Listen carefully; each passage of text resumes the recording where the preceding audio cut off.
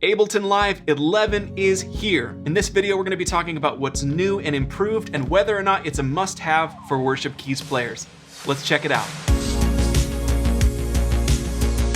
Hey guys, David from Sunday Sounds here, and today we're talking about Ableton Live version 11. Now, obviously, this is not actually Live 11. I haven't bought a physical copy of software like this since, well, Ableton Live 9. But Ableton Live version 11 is out now.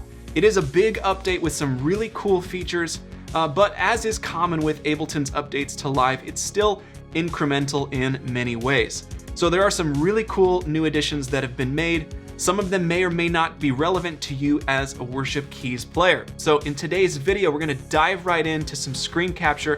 I'm gonna show you what I'm most excited about in the new version of Ableton Live. We'll talk about compatibility and performance for Sunday Keys users and some of the new instruments, effects, and features that I think are the most noteworthy for you as a Worship Keys player. If you're an Ableton Live Keys player, go ahead and subscribe to the channel because we put out new content and free resources for Worship Keys players all the time, and we would love to see you in the next video. All right, let's dive into the screen capture. Here's what's new in Ableton Live 11. All right, guys, here we are inside of Ableton Live 11. I've loaded the Sunday Keys template, and my very first initial impression is that things look very familiar. Feels very much similar to Ableton Live 10. A few little cosmetic additions. We'll talk about that here in a second. And of course, there's new features and sounds available to you. But the ways that you're already used to using Ableton Live are definitely going to be available to you in Live 11. But for now, here I've got everything I would expect inside of Sunday Keys ready to go. I can grab individual sounds, and I can play entire layered patches.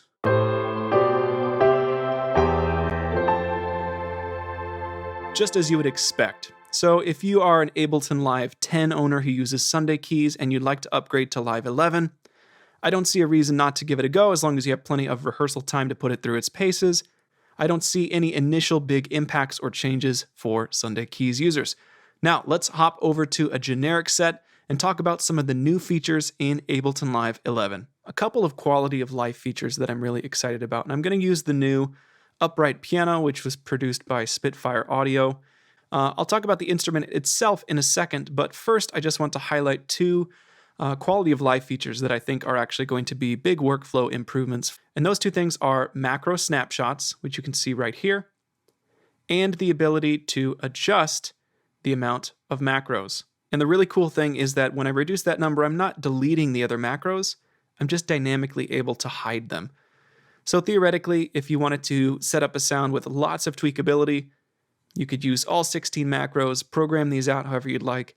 Then when it comes time to live performance, whether it's you or maybe a volunteer on your team, bring the number of macros down to something super manageable, maybe even just give them a volume control or something simple like this. The other feature I mentioned here is macro snapshots. This allows you to dial in the state of any number of macros that you'd like, and then save it as a preset. You can hit new, you can rename it whatever you'd like, new preset, dial in the controls, you're going to be good to go. So let me demonstrate how this works. It's pretty straightforward with a few of the default presets that come with the new upright piano from Spitfire.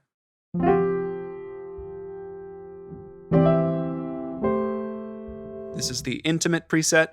Here's the balanced.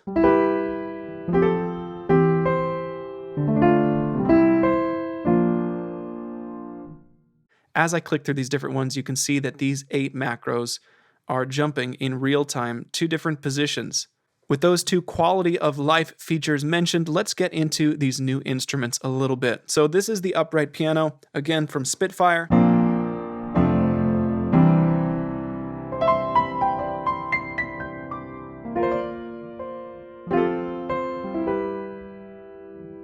It's a classic upright piano sound. If you dig under the hood a little bit, you can see you've got pedal up, pedal down samples, hammer noise, you've got release samples. It's a really nicely sampled upright piano, and it can get pretty bright as well. So I really like this piano at first glance. So here is the long string quartet.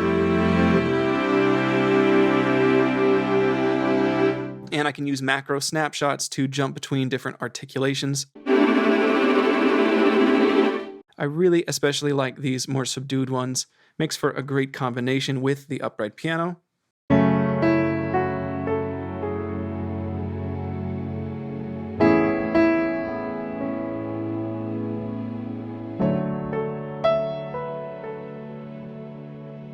And then we have a very similar suite of brass quartet instruments available to us, long and short.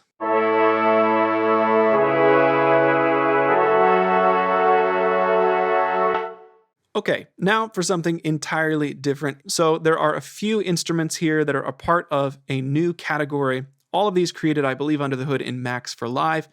Again, all of these require 11 suite.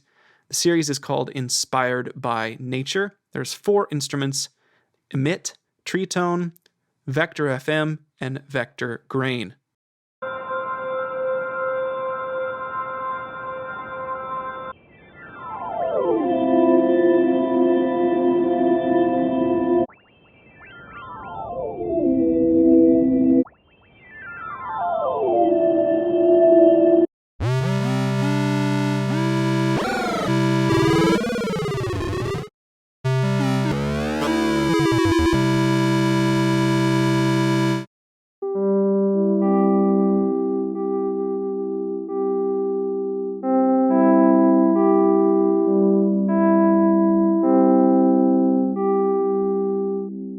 Here's the brass wash from Mood Reel.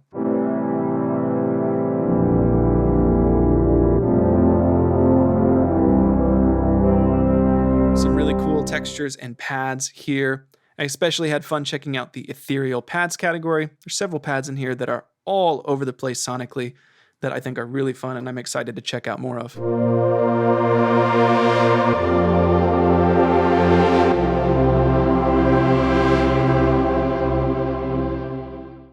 Lastly, let's talk about one more pack called Voice Box that features a ton of new chromatically sampled solo and ensemble voices.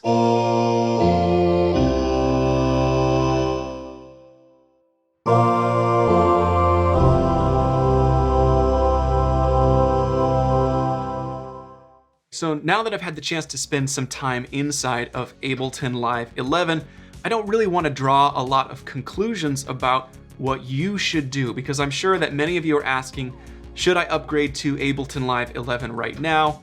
I personally am still using Ableton Live 9 for some of the programming that we do at Sunday Sounds. I also have Ableton Live 10. If you're asking yourself, should I upgrade my 10 license to Ableton Live 11 right away? I think that's something that you're gonna have to draw your own conclusions about.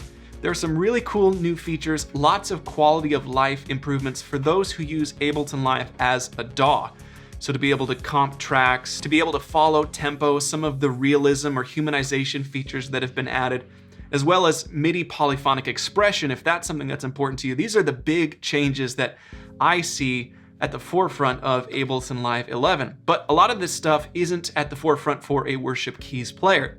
So if it were me personally, just me personally, I don't know that I would necessarily be in a big rush to upgrade to Ableton Live 11 unless I were already interested in upgrading an intro license to standard or to suite, because there are some really cool new instruments, some really fun sort of oddities and curiosities that you can get in Ableton Live 11 in the suite edition that I think could be a lot of fun, and I'm really excited to play around with. So now I have a question for you. If you're an Ableton Live user, I'd love to hear from you in the comments with the features that you're most excited about in this big update to Ableton Live to version 11. Leave a comment, let us know what instruments or effects are the most intriguing to you, and we will be sure to keep the community updated as we hear from Ableton Live 11 users and have more time to spend with it ourselves.